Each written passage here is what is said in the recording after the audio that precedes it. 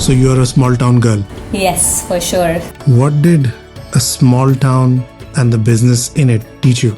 Informal economies really function on trust, reputation, community. Word of mouth matters so much, right? Yeah, it definitely taught me that how trust and reputation are key to doing anything in life. That is what we are bringing into Mimiraki as well. The fact that we're not changing how our artists work. We are trying to work with them in the same informal way that they work. Like we barely have any contracts with the 1,000+ artists that we work with. Some of the artists whose work has really surprised me, that you'll see a terracotta Saraswati maybe in the corner. This artist, I mean, her work is insanely amazing. She's a Shilp Guru awardee. Now, most people don't even know what is a Shilp Guru awardee. Shilp Guru is India's highest award that can be given to an artist, right? It's even bigger than a national award. So India gives around 30 national awards every year, but Shilp Guru is given only to 6 artists in a year.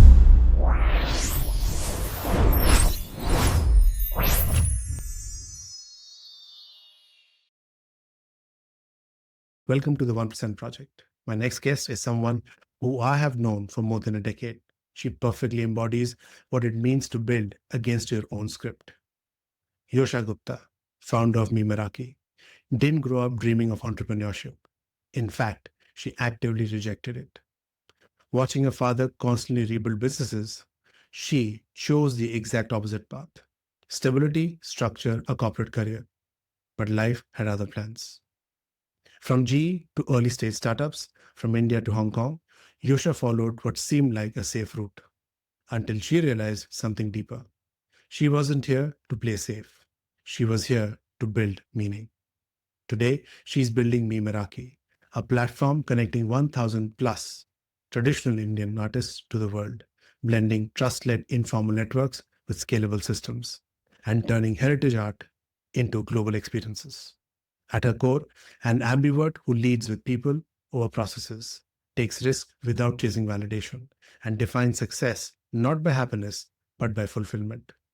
This is a conversation about risk, identity, creativity, and building something that actually matters. We'll kick this off with her asking her if she is an introvert, extrovert, or an ambivert. I mean, the easiest answer would be to say ambivert, but that is the truth, actually. I mean, I do switch between, being an introvert and extrovert quite often. On the balance, I would say I'm more of an extrovert than introvert, but yeah, definitely quite an extrovert because I love being around people.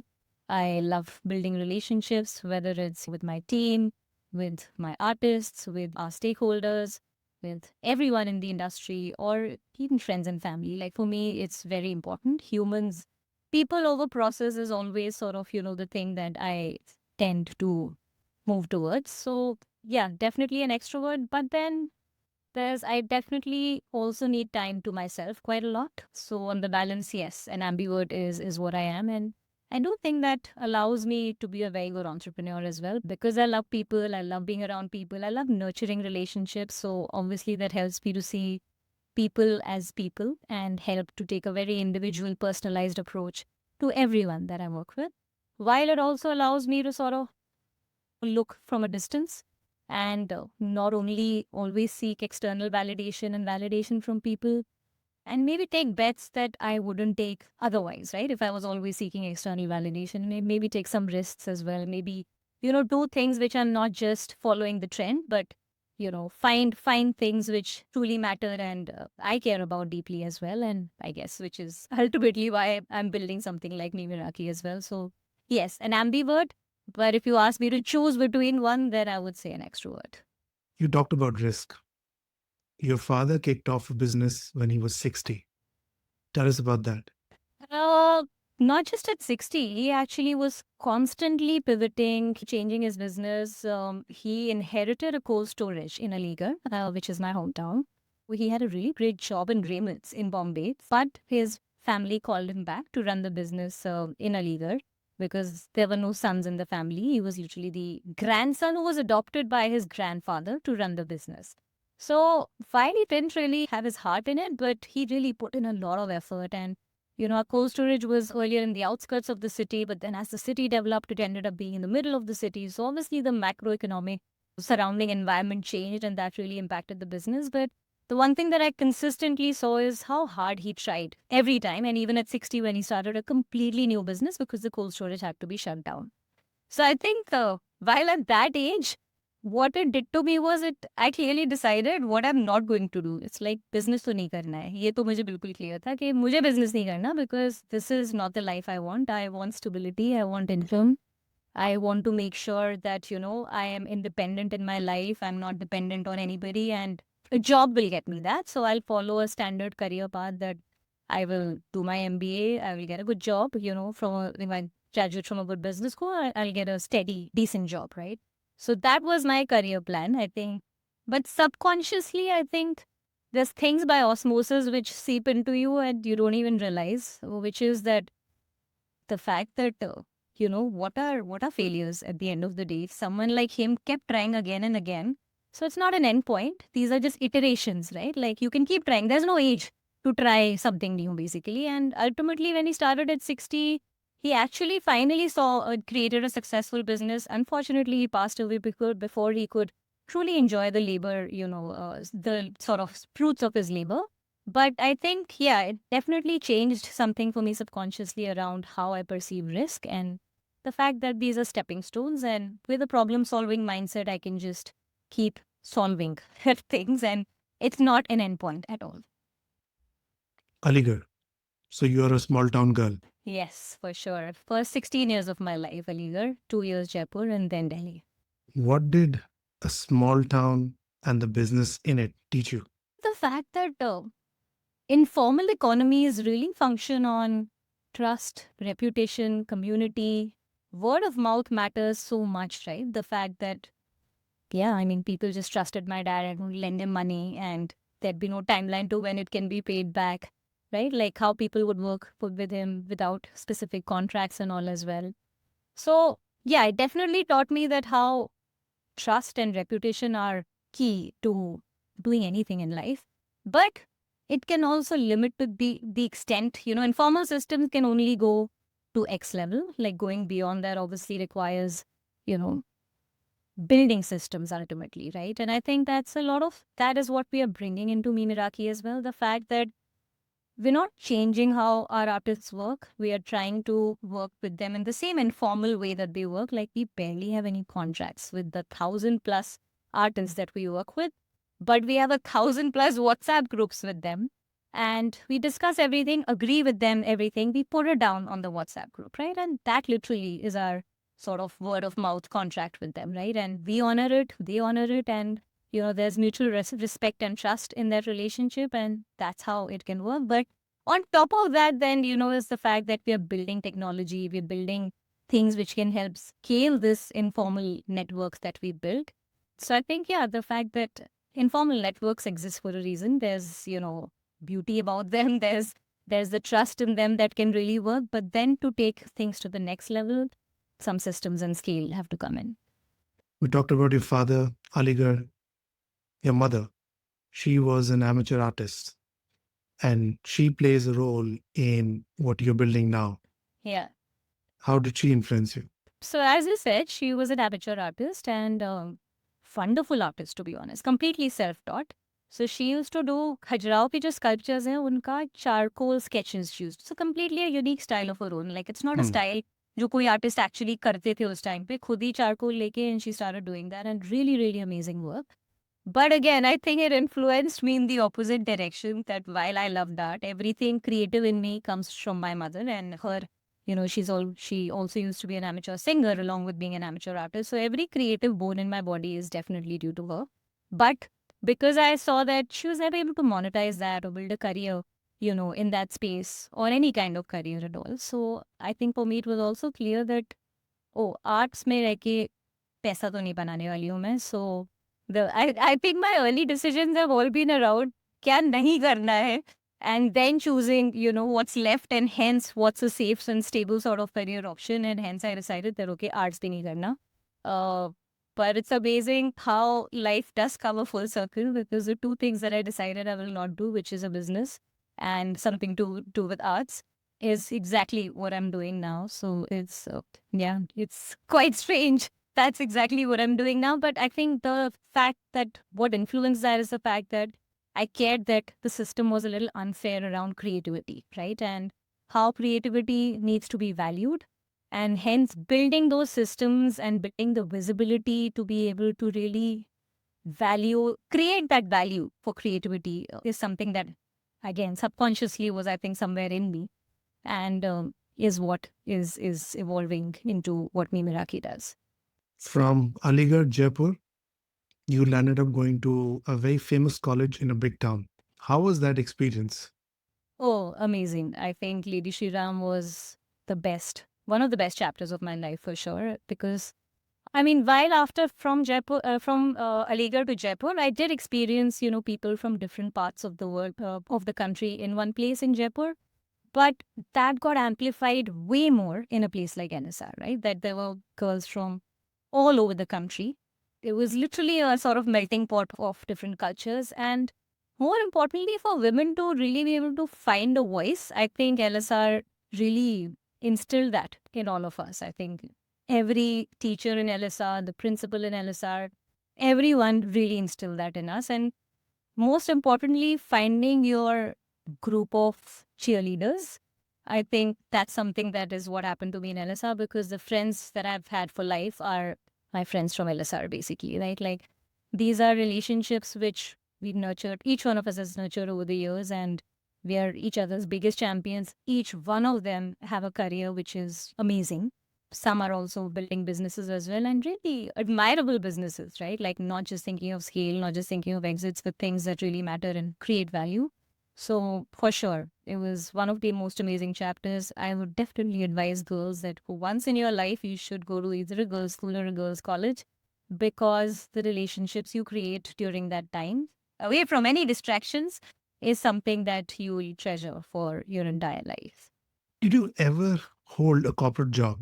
Yes, for a while, because like I said, like I practiced, I decided what I'm going to do by elimination, right? Like, no entrepreneurship, no arts. So my first job was definitely, I went after LSR, I went to a business school, MBA Gurgaon, and from there I basically got a job in GE Money, in their leadership training program, basically. So we had like 1 year of management traineeship across different verticals in the business, which included sales, it included operations, and learned like Six Sigma. Obviously, was the benchmark for GE. It was something that was taught to each one of us as interns. But the most interesting part of that year was my collections stint. I was based in Mumbai, in Kurla, with a collection agency, where basically, like, non-performing assets and recovering loan, amounts from customers. That was the team that I managed, and definitely one of the most interesting experiences of my life. And after which I managed a large sales team, because I was responsible for something called alternate channels, where G was exploring that other than just having regular, direct sales teams, like what are the alternate channels where you can get leads from and then sell all the financial products to, those channels, right? So again, I managed a team which was pretty much like double my age.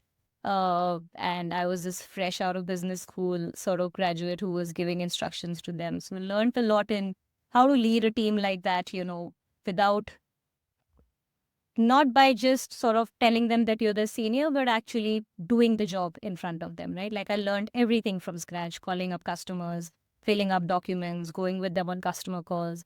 So yeah, the first, 2 years were with GE, and then I joined a startup in India before startups were a cool thing. So this was a mobile payment startup in 2008. The first wave of, startups coming in India. And I don't know, I think because my brother used to work in Naukri actually that time. And that was, again, one of the sort of early internet startups. So there was a little bit of that influence that, oh, this is very exciting, the world of startups. And yeah, he encouraged me a lot. I read up a lot about it, and it sounded really exciting, that financial products, but trying to, include mobile on that, and getting access to, like, millions of users rather than just going through the regular channels. So I think that seemed very exciting, and that's how I ended up joining a startup very early on. So yeah, my corporate career has been a combination of like a very large organization like GE to then, a startup like Paymate, which I saw going from a 10 people team when I joined to a 100 people team when I left 2 years later and I moved to Hong Kong. In Hong Kong, again, I worked with a startup, but a British startup, which was setting up in Hong Kong. And that was already a listed company in the UK, but in Hong Kong they were setting up. So again, a mid-staged sort of, company. And then I also worked with the World Bank. So yeah, there have been stages of corporate career in my overall experience of over 20 years. Corporate, startup. What are the key differences? Oh, very different. I mean, if I had to say it simply, in a corporate, you're a cog in the wheel. In the startup, you are the wheel, literally. Everything you do has a direct implication, right? Like, in a corporate job, you can get away with a lot of things, but that also means your learning is, that much lower.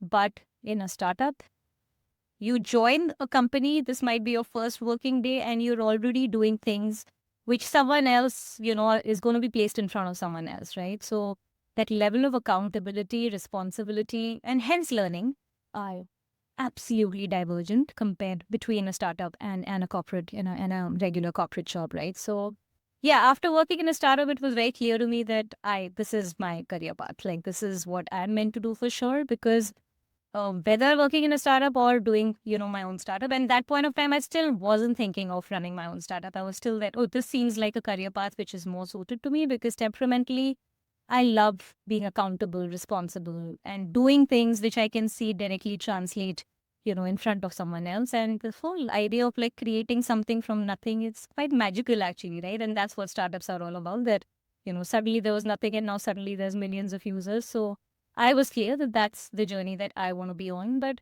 it's not for everyone, right? Like, there's like, I've never wanted balance in my life. I've been very happy being very disbalanced, and work being my identity. But not everyone wants that, and that's absolutely okay as well, right? Like, for example, I've lived and worked in Australia as well.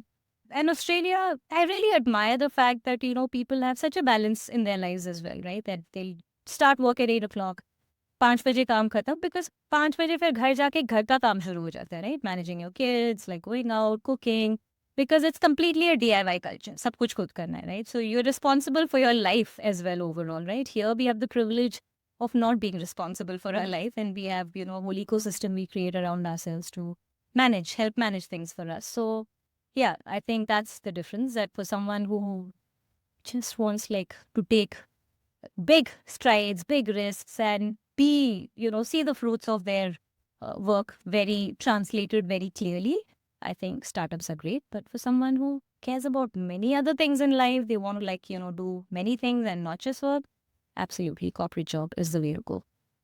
Now, let me ask you this, and I asked this same thing to Shane Parrish as well. Mhm. People who want a lot from life, can they be happy? So I have stopped asking this happiness question. I've replaced the question of happiness with fulfillment. It puts less pressure on me. I feel that the word happy is just too big a word. I don't want that pressure on myself. I would rather lead a life where I feel fulfilled. And that is much easier for me to answer, because I'm clear that what I'm drawing my identity from, as long as that is showing the clear signs and milestones that I've set up for it, I know I'm feeling fulfilled, right? Whether or not that's happy, I don't know, but I prefer to call it being fulfilled and not happy. That's a great switch, by the way. Everyone thinks of happiness very differently. So, but fulfillment still can be a much more consistent definition, right? So yeah, I think for me it's easier to answer that. So before me, Miraki, you kicked off LafaLafa, a fintech company, 1 million subscribers or users. Yeah. What's the backstory to that? The backstory to that. So I think I started it for a few wrong reasons as well. I'll be very honest now. In retrospect, it allows me to be a little more sort of, open about the reasons why I started it and why it wasn't the right reasons, right? Because I was working in fintech, I was working with a startup, mid-range sort of startup. They were on a acquisition spree at that point of time. And they were actually acquiring a few fintech companies like this. And India was on that whole e-commerce sort of, verge at that point, where many e-commerce companies had gotten a lot of funding.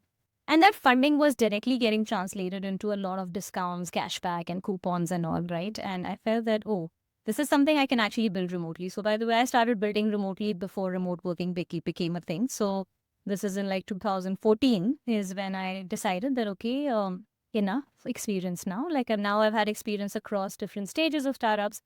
Let me experiment with this. This feels like a no-brainer that I'll build this. And, my current company can even acquire it, or maybe I can, this feels like ripe for sort of an acquisition kind of business that build it for 2 to 3 years and then it can get acquired. Like that's literally what was going on in my mind when I launched that business, right?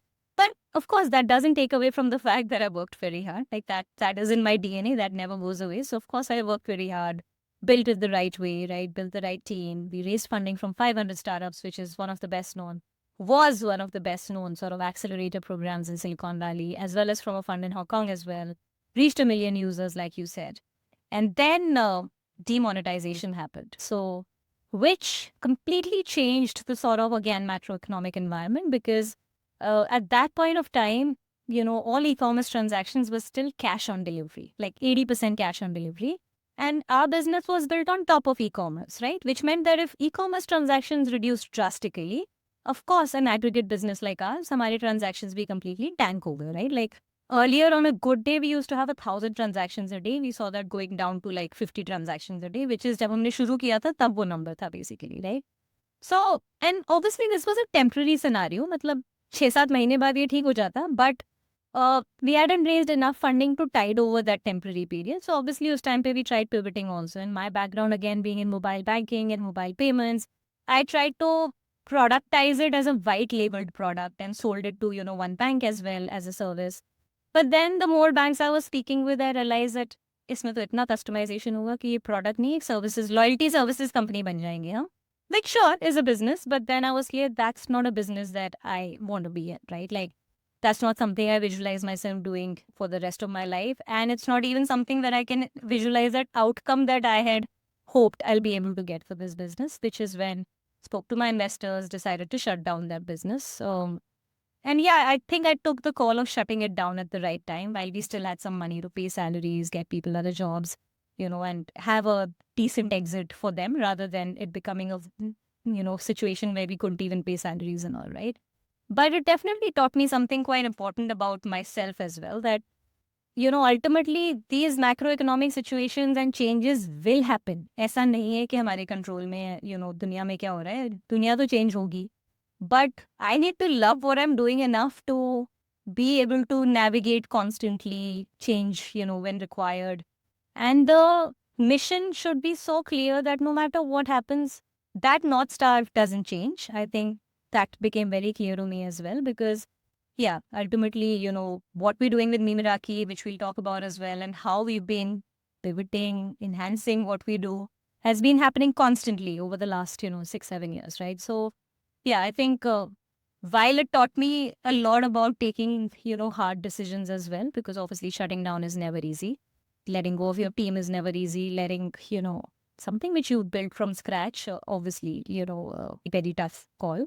But yeah, it taught me very clearly that me as a founder, I know that I need more skin in the game, to be able to have that resilience required and be able to constantly change and move according to the times required. Let's talk about the first piece of art that you owned and you were very proud of it. You said, wow, I love it. The first piece of art I owned.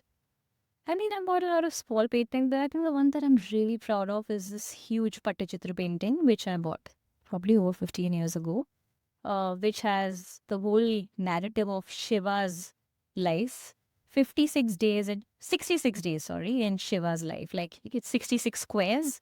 Each one of them has, one small story of his life. And just the color palette of that is beautiful. It's a very modern interpretation of Pattachitra.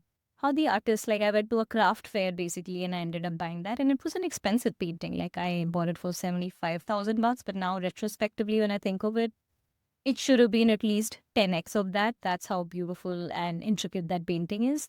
And this is way before I ever even thought of starting, Mimiraki. This is, yeah, I've slowly been collecting things over the years. But not just Indian art. Every time I've gone out, like especially I think I've been very lucky with my work with the World Bank. It took me to a lot of the South Asian countries, right from Vietnam, Bangladesh, Sri Lanka, Indonesia. there's so much beautiful craft in each of these places. And I've been able to pick up beautiful pieces from each of these places because each of these have stunning craft traditions, right? Indonesia has stunning batik. Myanmar has beautiful lacquerware, which happens over there as well. So each of these places have such beautiful crafts. I've been, very lucky to have each of these. But I think the one that I would be very proud of is how Mimiraki started, which is a Madhubani painting on a Gucci handbag. Literally, like I think I was getting my clothes hand painted, my jewelry hand painted, my bags hand painted, and this Gucci handbag with the Madhubani painting on it is what got the conversation started in Hong Kong. That you would know that people in Hong Kong love limited edition. So a lot of people ask me, is this a limited edition Gucci? And I'd be like, yeah, very limited. Only I have it. No one else in the world has it. And people started asking me, can you get this done for us as well, right? So for me, and I've worked in product management in tech, right? Like that's what sort of work was. So I'm always looking for consumer insights, right? Like what are people saying that, qualitative insights and not just quantitative insights. So this was a huge qualitative insight that so many people are asking me for this. Clearly that means that, they love this visual identity of this particular art, but they'd never seen it. So there's been no awareness about it. They've, even if maybe there was some awareness, there was no access to it, right? Like people don't find it easy to be able to buy something like this. And even if there's access, there's no access to this exact sort of, product where it's a very modern product. You can integrate it into your life very easily, right? And carry it around with you and make a statement, but it's just not available. And that's literally how Mimiraki started as a passion project. I thought, oh, I'm in the best of both worlds, that I'm in Hong Kong, where I have access to manufacturing from China. So I'll get like really high quality bags made in China. I will send them to India and I'll get them hand painted by artists, from India, but make sure that the whole narrative is about the mastery of the artist and the narrative of the art form, the story of each of these motifs, right?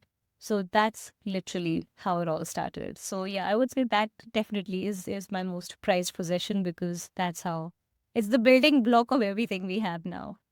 So your one of one Gucci hand painted bag is the beginning of this. Mimiraki. Yeah, for sure. And we were the initial MVP customers as well. For sure. Each one of you have given me handbags to get painted. You've bought, those initial handbags. You've gifted it to everyone in your family, which is amazing. And each of those, you were telling me that, people are still using them and they're absolutely fine. And this is like 8 years ago. From there was a pivot. Yeah. Life in a startup. What was that about and why? I don't think of it as a pivot, and I'll explain why. I think what we realized is that obviously the handbag business actually, I don't even count it as our start because it was a passion project at that time and I was still working with the World Bank, but I was putting it like maybe 20% of my time in it.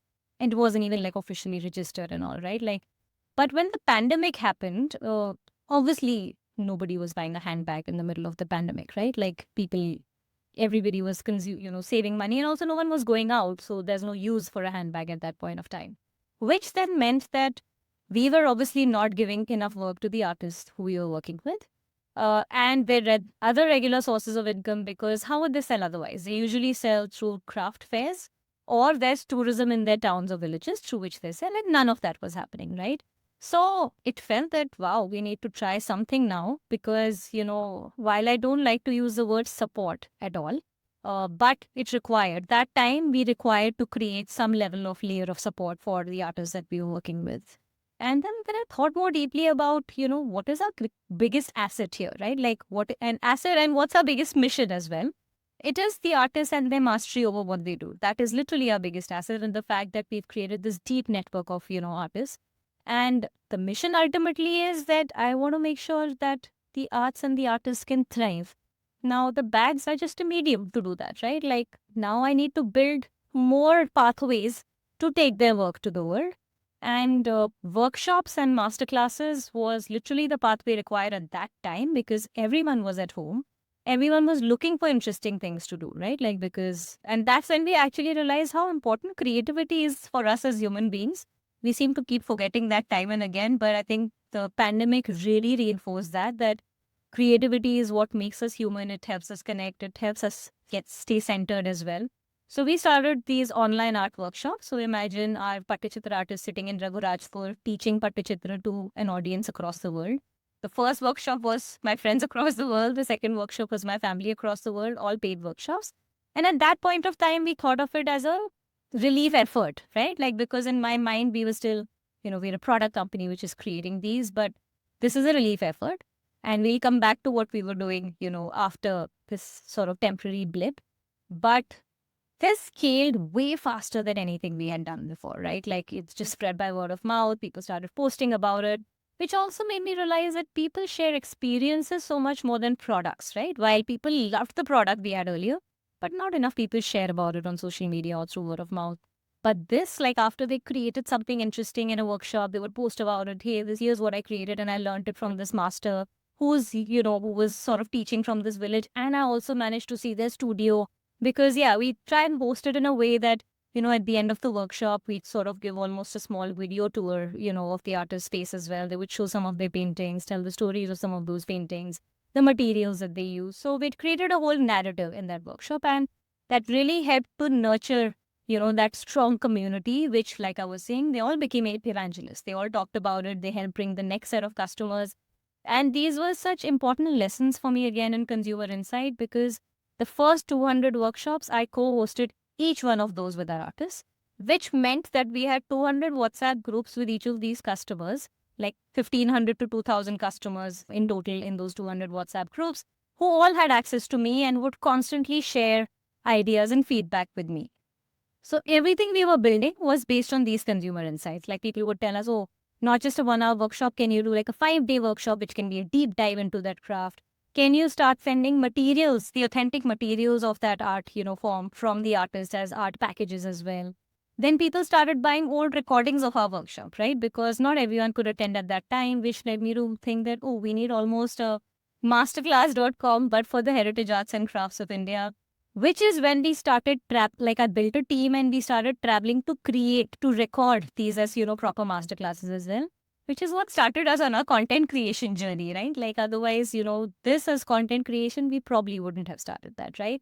So I think every step has been furthering the mission of taking Indian art to the world in different mediums, and ultimately making sure that the artist is seen as this, master artist and the national treasure that they truly are, and creating this whole infrastructure for them, right? Like, whether they want to host a workshop and teach their art, or whether they want to sell their art, or getting them access to any opportunity across the world, because now people are realizing the power of local art, right? Like, local storytelling through local art is such a powerful medium.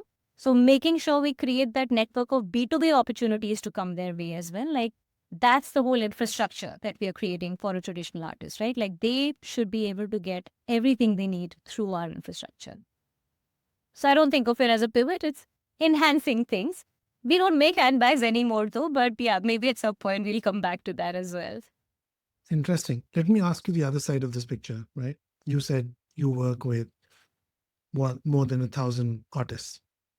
All of these are at different levels of understanding, language, faculties. How do you manage to communicate and bring all of them on the same page? There has to be some normalization across all these artists. I think the one thing which is common across all of them is that they're masters at what they do, right? While the craft may be very different, but we've chosen our selection of the artists has been, we've been following a very specific system around that as well, right? That they should be a generational artist.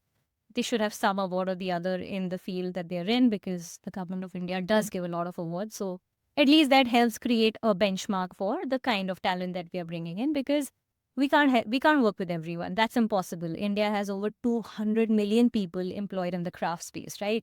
The official numbers will give you numbers of around 10 million, but with every artist, there are 10 other artists, 20 other artists working with them in different parts of the process, basically, right? So we can't work with everyone. So we have to create criteria to make sure that we can standardize the kind of talent that we are working with, and then standardize how we are working with them, to your point rightly about how do we make sure that these systems can work. So, but we have to make sure we do it in a way that we are using the lowest common denominator as far as technology is concerned, right? Like, many companies have tried like creating a whole sort of like when there are marketplaces online, they create the online sort of onboarding system, right? But an artisan is not going to be able to do that, right? Like, expecting them to sign up for a platform online, upload their products, take photos of their products. That's just not happening. Maybe 1% of them can do it, but it's a journey. We are taking them along with us on that journey. Currently, we manage everything for them, right? We create a WhatsApp group with them. We'll standardize our working process over there. So we'll mention to them how we work in like 10 bullet points, which we'll translate into Hindi or whichever other language that, they understand. Usually, Hindi, everyone does understand till now. I mean, I think Northeast, we don't have great coverage. When we start expanding into the Northeast is when we will struggle a little bit with language, but we'll address that as we go along. But yeah, so standardizing at least this onboarding process, how we work, and then making sure that everything we manage it for them, right? Like right from photography of their work to like uploading their work on the website to writing the stories behind each of the artworks, doing the pricing, right? All of that is managed by us for them. Each one of them get a dedicated collection page on the website on their name. So it's almost like for them, it's their sort of mini website literally. And they are encouraged to share that with, their customers as well. So whoever wants to place an order, at least it's one centralized system for them to manage because their whole catalog is there on our website literally, right? But slowly we're taking them on this journey that now what we want to do is like at least update your prices on your own, right? Like if there's a change in price, now the next level is that we're giving a login process where they can update. We're working on that right now. And that's when we'll train them again on that process that at least अपना prices आप खुद से update करिए, right? Next thing will be at least आप photos खुद से डाल दीजिए इसमें because WhatsApp group में now they put the photos in a standard template that we've given to them. कि फोटो डालो आर्टवर्क का, उसके नीचे उसका साइज क्या है, उसमें मटेरियल क्या यूज हुआ है, उसमें आपका प्राइस क्या है, और अगर उसकी स्टोरी आपको मालूम है तो ये सारा एज अ स्टैंडर्ड टेम्पलेट आपको व्हाट्सएप पे एक एक करके भेजना है. तो imagine now if this is happening we can build an API to pull that from WhatsApp and populate it at the back end, and then there's human intervention where someone then the e-commerce website manager then checks and updates things as required, right? So that's how technology needs to be used, right? It has to cater to whatever works, whatever can work with the lowest amount of effort and lowest amount of change, and then build on top of that, because now especially with AI as well, there's so much more that can be built on top without having to make them adopt too much tech, right? Like use what they can already use. WhatsApp is something they all know how to use beautifully, right? From even taking videos, sending voice notes, सब आता है WhatsApp पे. So we use that and we build on top of that rather than changing it and saying that नहीं आप ये use करिए, आप इस app में upload करिए. क्यों भाई? ऐसे like why? I mean, and that's the whole lesson from product design as well, right? That meet the consumer where they are. They are our ultimate consumer at the end of the day. So we have to meet them where they are and build systems, and our technology on top of that. So yeah, that's been the journey that we do want to make sure that they're going with us on this tech journey as well. But slowly, it can't just be from day one that upload everything on this app. That's never going to happen. Now that they're used to at least checking their collection on the website, they'll tell us on their own, madam isme price galat hai, isko update kariye. So at least that discipline has come in. Now we'll do the next level, then the next level, then the next level. While you were talking, I have a few questions about these artists. Now that they can see so many different other artists, have they ever come back reviewing somebody else's work and given feedback or insight about some other artists, other art forms? Definitely. And I think that's a little bit of cross-pollination that we are driving as well, right? That till date, we've been a platform where we take what they have and we just make sure we tell its story beautifully and we showcase it beautifully. But now, over the last year and a half, we've also started working on co-designing with them. And we call it co-designing and not design intervention, which everyone in the design world likes to call it, because it's not an intervention. What they do is already brilliant. We are creating something slightly new in that, right? Hence co-designing with them, because we're asking them for their insight and then working with them as well, right? So in this process of co-designing, we're also cross-pollinating different arts and crafts, right? So whether it be like taking an embroidery from Kutch and on top of that putting a Dokra piece, which becomes a combined piece, or taking a Pichwai painting and Kalamkari painting and then sending it to a Zardozi artist and getting Zardozi embroidery done on top of that.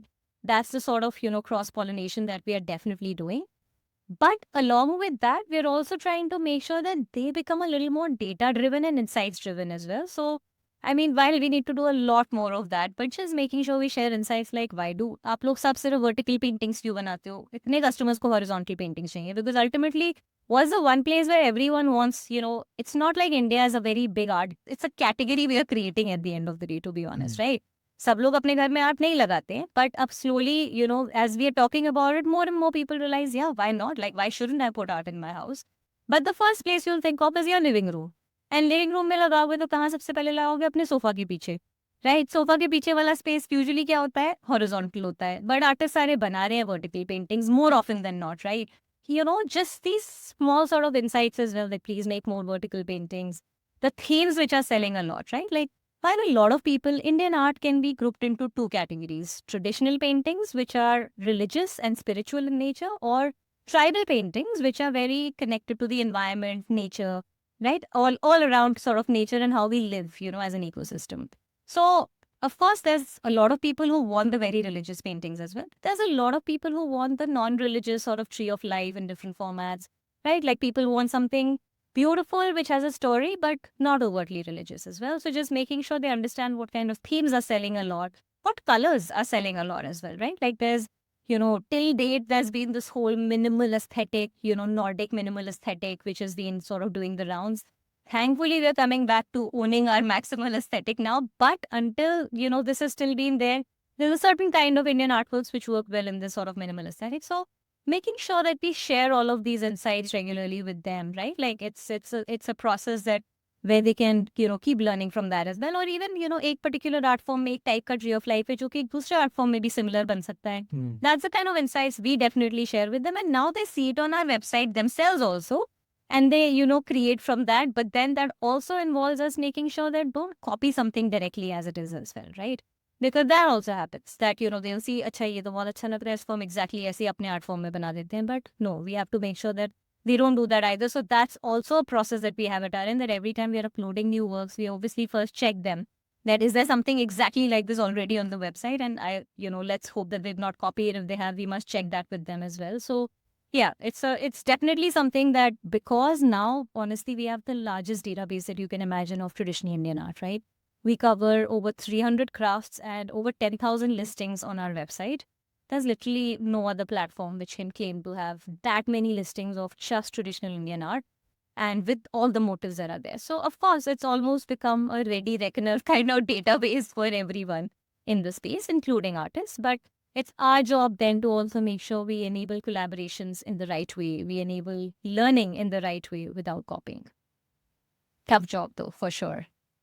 Definitely is. While you went through this rabbit hole of exploring these 300 plus different art forms, which is the one which completely surprised you? You were never aware of it and you explored or came across it just because you were building your portfolio. It's like, the line is, wow, this is a new art form. We're like, wow, what an oxymoron. It's not a new art form. It's new to us. हमारे लिए नया है, जबकि, we live and breathe this, right? Like, and yet it feels like, wow, we'd, never seen something like it before. For example, the tree in white that you see behind me, that's Saji, which is paper cutting from Mathura. My family comes from Mathura. My mom and dad were both from Mathura. We think of ourselves as a very culturally aware family. And they've grown up in Mathura. उन्हें आज तक नहीं मालूम था कि मथुरा में Sanji art होता है, right? So that's the level of unawareness that we have, basically, unfortunately. And that's exactly what, the education, through our platform, that's exactly what we need to address. So honestly, every day, literally every day, we discover something, because India has over 3,000 styles of art and craft. And we've covered around 300 of those right now. So you can imagine that every day is for us a new discovery for sure. Right, but like some of the artists whose work has really surprised me, that you see a terracotta Saraswati maybe in the corner. This artist, I mean, her work is insanely amazing. She's a Shilp Guru awardee. Now, most people don't even know what is a Shilp Guru awardee. Shilp Guru is India's highest award that can be given to an artist, right? It's even bigger than a national award. So India gives around 30 national awards every year, but Shilp Guru is given only to 6 artists in a year. So it's a very limited number of master artists who get the Shilp Guru. So she's a Shilp Guru awardee as well.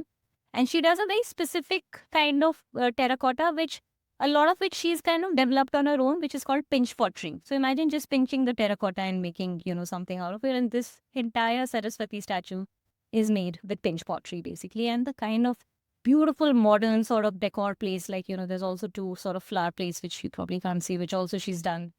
Insanely amazing. And she's such an inspiring individual. She is such an ambitious artist. She has trained over 200 women in her hometown in Bardhaman in West Bengal to learn the art of pitch pottery as well. Of course, like they make smaller works like, necklaces and bracelets and all, which can be used for corporate gifting and all. But imagine the ambition that she says that every woman in Bardhaman, she wants to enable them economically to be able to earn an income for the very first time, right? I mean, I think I just get like amazed, but also I love this ambition as well. And I wish more women artists, had that also. And I think making sure that stories like her, we can really highlight and spotlight those, it'll encourage other women artists to think more ambitiously as well. Actually, that leads me to ask, what is the ratio of male-female artists? Not great right now. It's around 30% women artists and 70% male artists, but it's a number we actively are trying to change. I think a lot of that is also, women artists, especially in the world of folk and traditional art, while they might be practicing the craft and art, but their name is not in the forefront. It'll be sort of a male member of the family who signs off the artwork, but they do a lot of the processes. In fact, they might even be creating the artworks, but it's not under their name. So we've actually had at least 10 such husband-wife couples where we've then spoken to the wife and said that आपका collection हम अलग से list करेंगे क्योंकि आपका style हमें दिख रहा है clearly, आपका एक signature style है, exactly same नहीं है और होना भी नहीं चाहिए, आपका style है ये, right? Every artist brings in their own individuality into the work that they do, and they like they should. So yeah, it's it's again a very active process of making sure that the women artists start carving out a separate identity. They have the unique collection pages. For example, Vidya ji, she's a Mandana artist. She's in her 70s. She went with us to Hong Kong for our Katha festival, and she created a Mandana wall mural as well.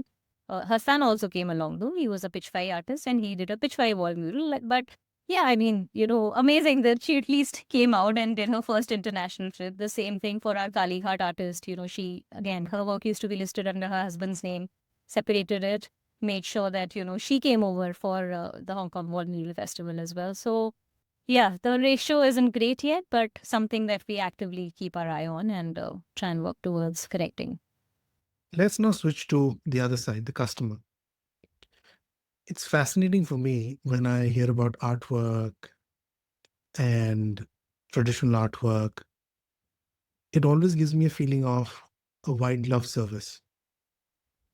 But you are a digital platform. How does that contrast for you?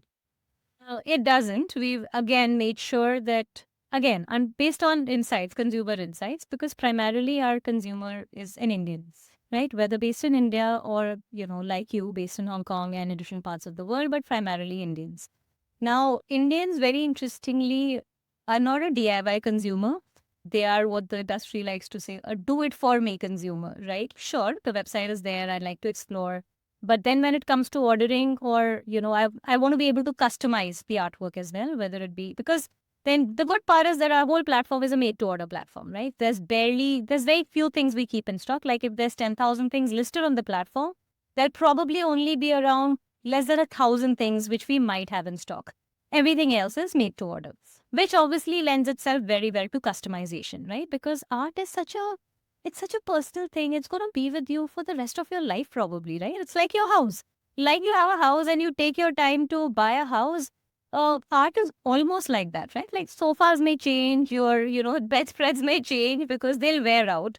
But not art. Art is going to be with you for a long time. And hence, we absolutely have to make sure that we give a very personalized, customized experience. So 70% of our orders are custom orders based on something they see on the website, but then they want to customize the size, they want to customize maybe a color palette a little bit, or it could be something completely thought of from their mind and we execute it from scratch based on the thought they had. Like, in fact, it's a customer from Hong Kong who's lived in London and she's lived in Mumbai, and she wanted a painting which encapsulates all these three cities. She gave a whole list of the spaces and the iconic places that she wanted incorporated in this artwork, because one of our Madhubani artists does beautiful skylines in Madhubani art, right? Like, say, he's done a Mumbai skyline, he's done a sort of, Delhi skyline. So this is like, imagine this completely from scratch, like a whole list of, iconic places that we need to cover, and created a completely custom. So that's the level of customization that that we can get done as well. I think the beautiful part is we make the consumer the part of the process, right? They'll get regular updates. So when the sketch is done, you'll get an update. When the basic coloring is done, you'll get an update. When the final coloring is happening, you'll get an update, which also helps you understand the process, right? Like, the wait is not just irritating to wait, but it's also creating that anticipation. Oh, what next? Like, I want to know what's happening next, right? Like, they themselves ask, okay, what's happening now? Can you send me a photograph? And that also helps us to convert them into an evangelist, right? Because now they're equipped to talk about the process, right? That they understand the process. They can actually, whoever's visiting their home, admiring the artwork, they can actually tell them that, oh, it took like, 3 weeks to make this. This is the process that's followed usually, right? So I think, yeah, it's a very personalized, sort of customized experience, but again, built at scale. That, the funnel that we follow is that the website has over 300,000 visitors a month right now. From those 300,000 visitors, some may buy directly, right? Like some of them know exactly what they want. It's on the website. That's sub 20% of the orders basically who buy directly, which is great. Like, they order on their own. And then, of course, we still keep them updated on the process because it's still made to order. And for the rest, they then ping us, and we have our sales team that then we call them our art planners, who do everything for you right from. We'll also, while we have augmented reality on the website, which you can use to visualize how the artwork looks in your space. But if you're asking for something very custom in terms of size, color, तो then हमारी team will actually show you, आपको आप picture भेजेंगे अपने space की, we will show you how this custom artwork can look in your space. And then you can make a very informed decision as well, right? Including framing also, right? So, if an order is above a certain value, we'll even give you an end-to-end service with framing included in it as well, even internationally. So we've shipped like, many, many orders even to the US and Hong Kong, along with framing and full packaging of the entire order. So yes, it's absolutely a complete end-to-end service, right? From visualization to execution and then getting it delivered to your home. Right now, we're not getting it hung in your home, but maybe at some point of time, we're going to do that as well. We do that for our B2B orders. So for our big B2B clients, we even get, the actual implementation done on site. Your artwork has now moved beyond homes and beyond museums. So how did it land in the Hyderabad airport? And now happening in 2 more airports as we speak, touch wood. How did it land there? Like I said, I think once I drilled down to what our mission is, why we exist, and how we're going to make sure we fulfill that mission, which is getting every kind of opportunity and visibility to traditional Indian art and traditional Indian master artists, right? Now, whether it be in your homes, or whether it be you learning the art, or it being your workspace, so corporate offices, or it being an airport, which is again such a melting pot of, all kinds of people traveling, and being able to see art in a less intimidating way as well, right? Like, I would say that buying art has always sort of been associated with a certain type of person buys art, right? Like you're a sort of intellectual, well-traveled, and you can talk about art intelligently, you can understand art, but no, that's not the truth. I mean, ultimately, this is not just art, this is our culture. Right. It's much, much bigger than just buying a piece of art. It's a piece of our identity and culture, and everyone should be able to, have access to it. Everyone should be able to understand it and appreciate it and talk about it. And being at public spaces like airports is a very important part of that mission then, right? Because it completely reduces and takes away the intimidation of going to an art gallery or going to a museum, which is not in our, daily sort of lives. It's not really a part of our sort of average daily life. But everybody, so many people are flying at the airports now. So it's a great way to make sure that, that access is being democratized, that intimidation is being taken away.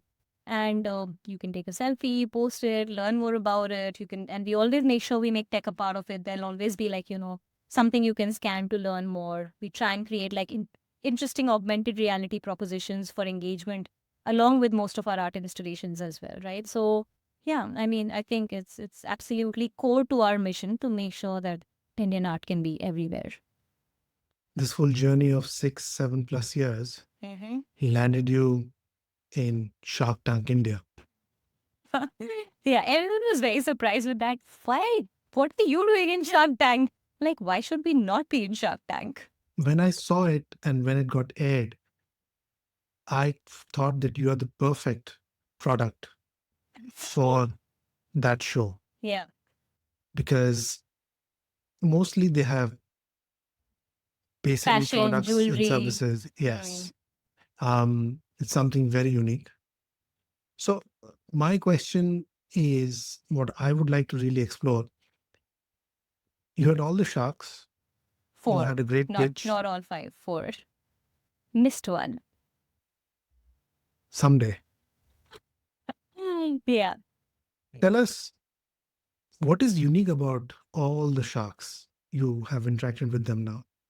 I mean, first, just the fact, like, I'd like to address why, you understand that we were perfect for Shark Tank, but so many people question and ask me that why were you on Shark Tank? And again, it goes back to our mission that we have to make sure we democratize access to our traditional arts. We make people feel pride, in our traditional arts. We make them realize how big this space is and how much they're missing by not having it in their homes, right? So, it was absolutely the perfect place for us to be in because it is actually a venture scalable category, right? Like when people say that, oh, but this is a niche, but it's not. I mean, there's 200 million people working in it. It's already in the sort of the market sizing is already in the billions and the global market sizing for handicrafts is, in the hundreds of billions. And we have a tiny percentage of it right now. So the scope is huge and the supply side is not constrained actually, right? Because we have so many people working in the craft. So it's absolutely a venture scalable category, but it's a longer term venture scalable category, right? It's not the sort of category where, oh, suddenly you put in more into marketing and the demand will happen and, your the timeline of the supply can match the timeline of the demand. It's a timeline question, right? That yes, you can scale demand quickly, but then the supply, it will scale, but it'll take an X amount of time to scale. So yeah, I think we absolutely, I was quite sure that we absolutely needed to be there. Whether or not we get funding from it was a different question. And luckily we did. But, just from an awareness perspective as well, it was important that businesses like us be there because it's very important validation for the space overall as well for India's, artists at the end of the day, right? Coming to the sharks, I think they were very nice to me, I have to say. I read everyone talks a lot about like how how much they were like grilled and, how much they were roasted. But I have to say that, yeah, they loved our work. And I think it was clear that how much it resonated with each of them. And yeah, each one of them definitely bring in something unique. Like Kunal has amazing experience building marketplaces of distribution is absolutely his key strength. Like I could see his eyes light up when he said, how many SKUs do you have? And we have over 10,000 listings, right? So he could clearly figure that, yeah, that helps with distribution. And because it also brings in like that amount of SEO as well, right? When you have that many listings because you have that many products, that many, collection pages, and hence that much sort of depth of sort of SEO keywords as well. So everything adds up and compounds. So yeah, Kunal definitely, distribution is absolutely his forte. Varun and Viraj, both of them equally for, brand as well as supply side sort of, building as well. Because while Kunal, it's a marketplace supply side, but these guys have actually built the entire supply side for their businesses as well, right? So just sort of supply side optimization overall in terms of operations. And Namita is across the board again as well. I think she brings in everything, but also consumer insights. Like she focuses a lot on consumer insights overall and even like being a connector. Like she's great at that sort of, thinking through, okay, let me introduce you here, or let me introduce you there, right?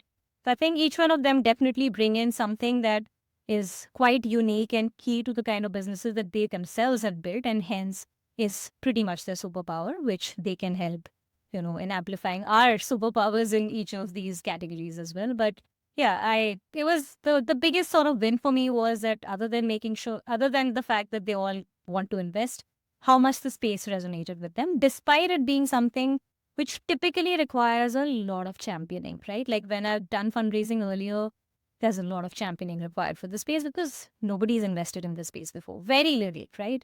एक दो examples है, अब उसी उसी के around लोग गोल गोल घूमते रहते हैं कि अरे उसमें किया था पर वो तो बंद हो गया इकलौती कंपनी में किया था वो बंद हो गई and like look at the sea of other categories of startups and the hundreds of them in a similar category which would have died, and yet we keep referring to that one startup in craft which might have shut down or not scale. I mean, there's such little examples in this space already that taking that one example is absolutely unfair, to be honest, right? But so yeah, this was very important validation for the category overall because it is a category creation play overall as well, right? That art for your walls is a very specific category within the world of craft.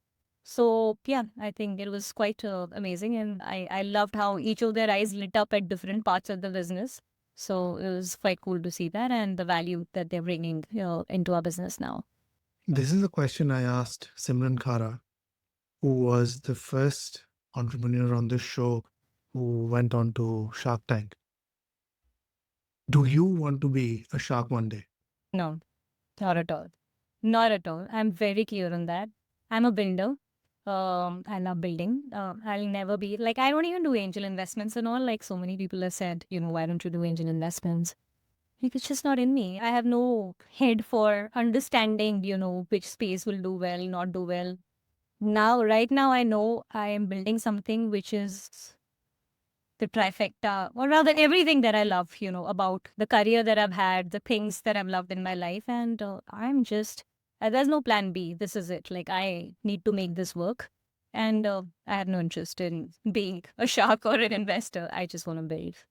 What are the hard things that you have learned? Oh God, so many hard things. Every day is something new that you learn about hard things.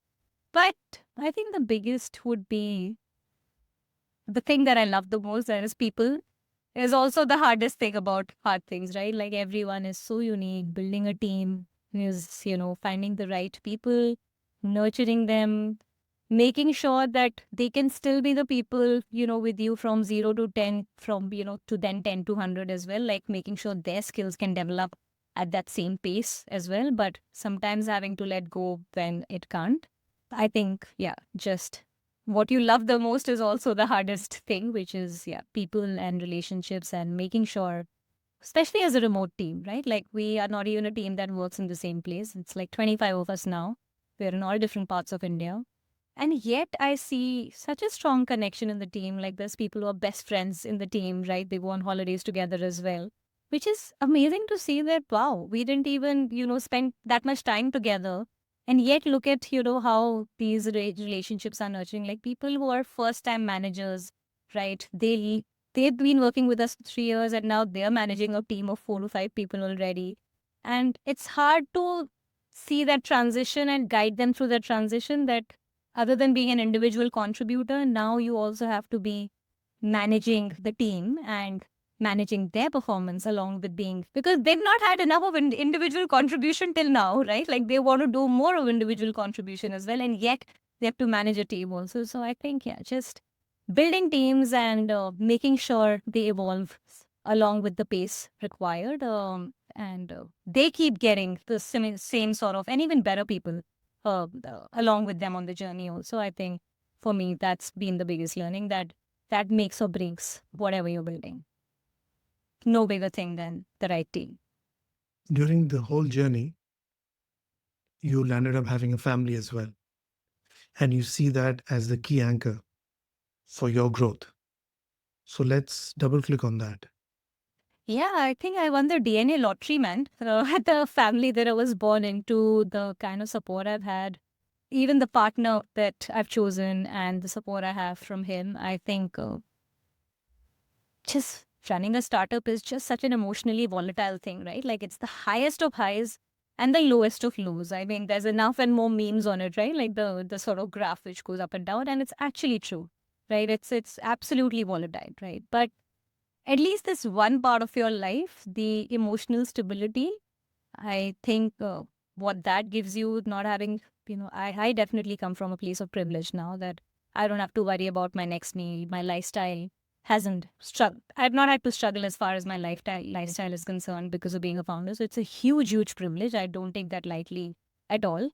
But yeah, it does allow me so much emotional regulation. And I think emotional regulation gives you more runway than any money ever can, right? Because ultimately, companies shut down not just because of the lack of money, but founders just get tired, right? Like it's a struggle and we get tired. But I think I've definitely won the lottery on that front, that, yeah, huge privilege, so much emotional stability. So I have lots of emotional runway to build this for the rest of my life. Player, three people. This is such a tough one because for me, honestly, I don't look outside for inspiration too much. Yeah, it's the people closest to me, which has again been such a privilege. Like my artists, each one of them are so inspiring. But the one who inspires us all the most, he's our favorite Miraki artist. And I talked about him on the tank as well, Shahzad Ali Sharani. He's almost 78 now. Still wakes up at 5 a.m. to paint. Paints till like 7 p.m. He's a Muslim artist who practices Hindu art, Kishangarh art and Pichkai. So devoted and committed to it, like absolute master. Like you look at him at work, and I've had the privilege of seeing him at his place of work more than once. Absolute joy. I mean, it's that commitment, and I know for me, human effort is what I value the most. Right? It's skills is something you can develop. Intelligence is something, again, you win the DNA lottery, right? But what you choose to do and how hard you choose to work, that human effort is what you choose, right? Like that's the one thing that you choose. So I value that the most, and that's the kind of people that I admire the most. So definitely, he's one of the artists, and there's so many. Hey, within our group of artists, there's so many. I have so many inspiring stories. And then, yeah, my immediate family. I think I've never seen anyone more disciplined than my husband. It's insane. And there's a huge competitive pressure because of that. There's just discipline in everything, in work, in exercising, in gymming, in hiking. So, yeah, that discipline is super inspiring as well. And resilience has definitely been my dad and now my brother as well. He's been a startup founder for over 20 years. One of the very early startup founders, and still pivoting, trying new things, still at it, and still with the same fervor, right? So, yeah, I honestly don't have to look outside for inspiration too much because I'm surrounded by it, luckily. 3 books. So I used to be a very voracious reader. Unfortunately, I stopped reading quite a bit for the last 5-6 years, but it's coming back with a vengeance now. So obviously, there's a little bit of a recency bias. I think one definitely is the Patagonia founder, Yvonne Chouinard, Let My People Go Surfing, really influenced me a lot because how we built the business to be true to their purpose. And there was never a choice between purpose and profitability. It's beautiful. Like it's really totally a blueprint on how impact focused businesses should be built. Everyone working in the impact space, building a business with a mission should absolutely read his book. It's quite amazing. Other than that, I mean, I read a lot of nonfiction, to be honest, because I love beauty in everything, whether it be words as well. So I'm very obsessed with Murakami for the longest time. Anything by him, give that to me. And I even read his very obscure books, like he's written a book about his t-shirt collection. He's written a book about what I talk about when I talk about running. He's written a book which is just a conversation with, a musician, right?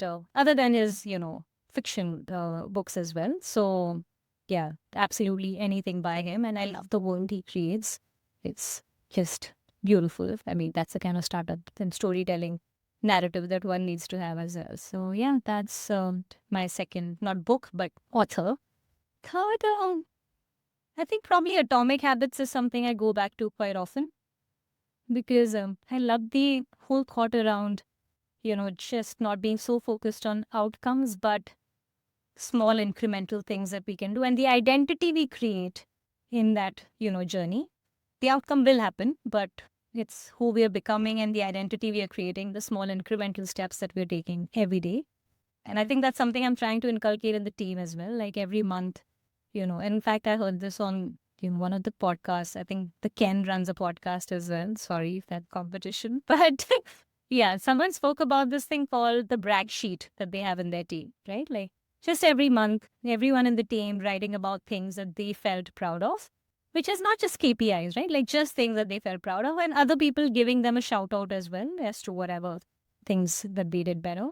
And I think that really does help us to track incrementality in work. Like every month when we see the brag sheet, and people go back and see what they did the last month and what they've done this month. Has it been better or smaller? And then they write it also. I don't think I've done better this month. So it's quite cool to be able to track that on a month by month basis. And I can sort of see the sort of analogy with Atomic Habits in something like that as well. So I try and draw parallels and things that we can keep creating incrementality in.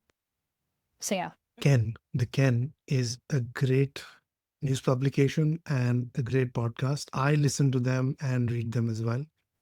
And none of us are in competition. We are just on our You're own not. journey. That's true. That is true. I agree. Very good. That's the kind of answer I give as well. What does success mean to you? Yeah. Like I told you, I draw my identity from what I'm doing, from my work. So obviously, what success means to me is what success is for me, Miraki. At this point of time, at least. I don't know if that might change at some point of time, but at this point of time, it clearly is very closely interlinked with that.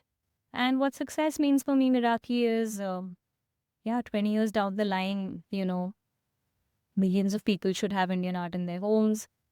Hundreds and thousands of artists should have sustainable livelihoods. Craft and art should not just require to be preserved, it should be preferred, literally, right? Like people should prefer to have it in their homes. People should choose that as careers because it's as, lucrative as being a banker, being an engineer, being a founder.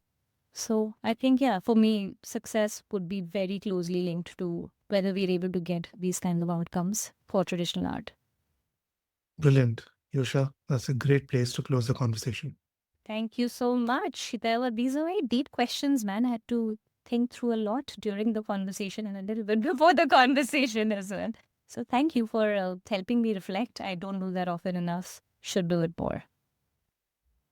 You can find the show notes for this episode and every other episode on 1%.live. If you enjoyed this conversation, share it on social media and leave a review. See you next time.